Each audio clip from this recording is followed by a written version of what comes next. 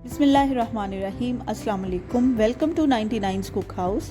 आज आपके लिए लेकर आई हूँ मज़ेदार क्रिस्पी आलू की टिक्की की रेसिपी। इंतहाई आसानी से तैयार की जाती है, घर में मौजूद मसालों के साथ बनाई जाती है और फिर उसको आप चावलों के साथ इंजॉय कर सकते हैं, चाहे तो आप रोटी के साथ भी खा सकते हैं। तो चलते हैं रेसिपी की तरफ। यहाँ पे मैंने मैश्ड पोटैटोज़ लिए हैं, पहले से ही इनको मैंने बॉयल किया हुआ था। उसमें मैं शामिल करूँगी हाफ़ टी स्पून नमक, हाफ़ टी स्पून ज़ीरा पाउडर, 1 टीस्पून धनिया powder, 1 teaspoon chaat masala, half tea spoon काली मिर्च पाउडर और हाफ़ टी स्पून लाल मिर्च पाउडर। ये तमाम मसाले आपने उबले हुए आलू के अंदर मिक्स कर लेने हैं। तमाम मसालों को डालकर आप इसको अच्छे तरीके से मिक्स कर सकते हैं। अगर आप पसंद करते हैं प्याज इसमें डालना, तो वो भी आप इसको बारीक चॉप करके इसके अंदर शामिल कर सकते हैं। क्योंकि मुझे बहुत ज़्यादा प्याज आलू की टिक्की में पसंद नहीं है, तो मैं यहाँ पे शामिल नहीं कर रही, इसलिए ये ऑप्शनल है। अगर आप पसंद करते हैं तो आप इसके अंदर शामिल कर सकते हैं। इसके अलावा आप इसमें सब्ज़ धनिया काट कर भी शामिल कर सकते हैं। यहाँ पे तमाम मसालों को आलू के साथ मिक्स किया है। अब मैं इनको टिक्कियों की शेप दे लूँगी।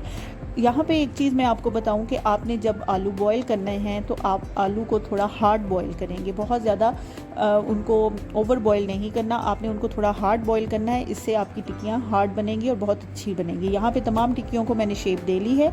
शेप देने के बाद चलते हैं हम इसके बैटर की तरफ, जिससे हम इसकी कोटिंग करेंगे। यहाँ पे मैंने बेसन लिया है हाफ़ कप, उसके अंदर मैं शामिल कर रही हूँ हाफ़ टी स्पून ज़ीरा, हाफ़ टी स्पून लाल मिर्च पाउडर और हाफ़ टी स्पून इसमें नमक शामिल करेंगे।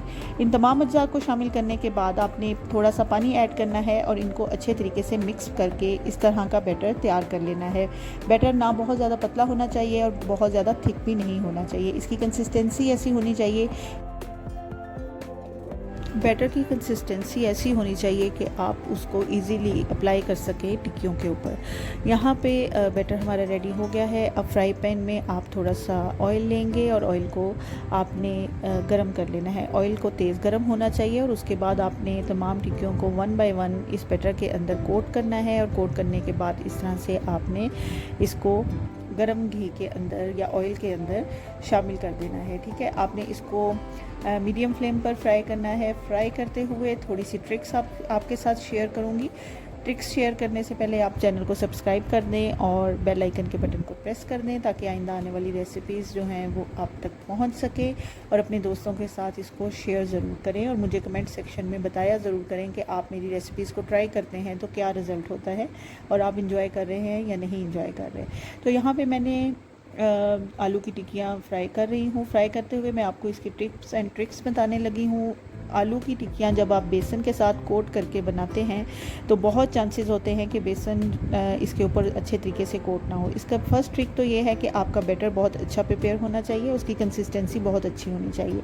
सेकेंडली, जब आपने इसको फ्राई करना है तो आप इसको फ़ौरन से नहीं पलटेंगे, आप थोड़ी देर इस वेट करेंगे जब तक एक साइड से ये प्रॉपरली कुक नहीं हो जाती, यानी लाइट ब्राउन कलर नहीं आ जाता। आपने इसको पलटना नहीं है, अदरवाइज़ जो कोटिंग है वो उतर जाएगी और अच्छे तरीके से आपकी आलू की टिक्कियाँ कोट नहीं होंगी। यहाँ पे देखिए हमारी बेहतरीन सी आलू की टिक्कियाँ रेडी हो रही हैं। अब हम इसको केचप के साथ खा सकते हैं, हम इसको चावलों के साथ खा सकते हैं, चाहे तो आप नान के साथ भी इंजॉय कर सकते हैं।